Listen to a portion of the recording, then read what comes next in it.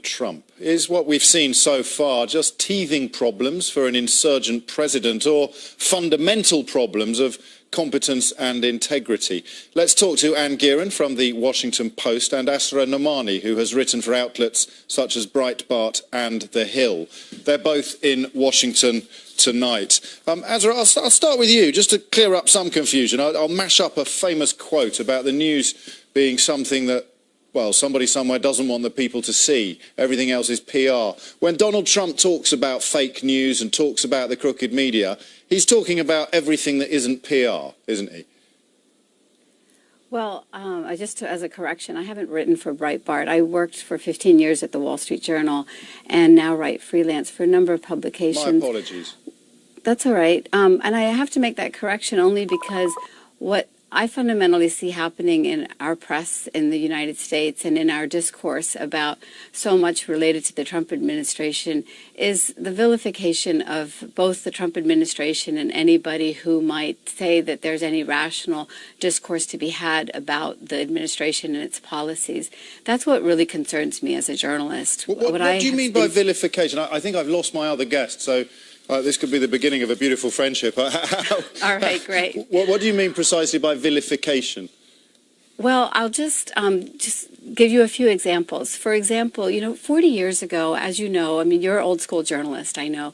And 40 years ago, Carl Bernstein at the Washington Post, treaded this new ground of investigative journalism. And just to show how far we have fallen, this last week, Carl Bernstein's son, now a reporter at the New York Times, was busted for calling Melania Trump a hooker. He came out, he owned up to it, and he apologized. Well, yes, but that's just... I'm going to insist that you tell me how Donald Trump is being vilified. And the younger Bernstein actually wasn't busted. He came forward after an anonymous journalist was identified, and in a fashion that many would say was emblematic of honest media, said that was actually me. And I apologise profusely and completely for it. So just in terms of Donald Trump being vilified by established media, can you give me some examples? Right, so that example is, the Trump family being vilified by default through the wife, and then we have the media. But that was a private conversation that wasn't reported anywhere. I'm interested in how journalism has vilified the president. But you know as well as I do that we have a sacred duty as journalists not to have malice and not to have this type of, rabid hatred that I do see expressed. So in terms of published journalism, where is the vilification? Let's talk about it. Yes. So, for example, the Washington Post just a couple weeks ago wrote a piece of a feature piece in which they said that Donald Trump was an ignoramus. An ignoramus. We have, yeah. Okay. So this is not the kind of language that we expect from the media.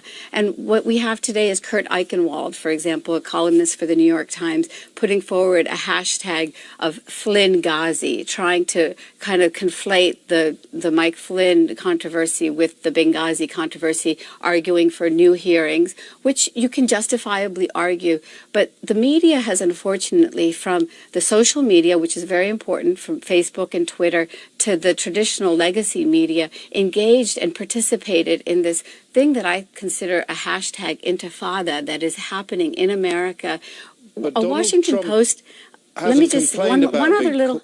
called an ignoramus, has he? He's complained about reports regarding his executive order being turned over by 2 courts. He's complained about reports that have led his national security advisor appointee to have to resign, and he's no doubt poised to complain about reports that define why he couldn't get his Labour secretary pick through a Congress he controls. I appreciate being called an ignoramus is unpleasant. It pales into insignificance when you look at some of the names that Donald Trump levelled at Hillary Clinton and Barack Obama. So just for the final time, the published vilification of Donald Trump's presidency, where is the dishonesty? Ignoramus is just name-calling.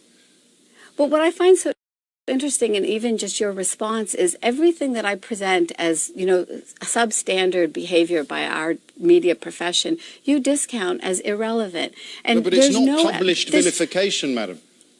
Ultimately, you got sir, called an ignoramus.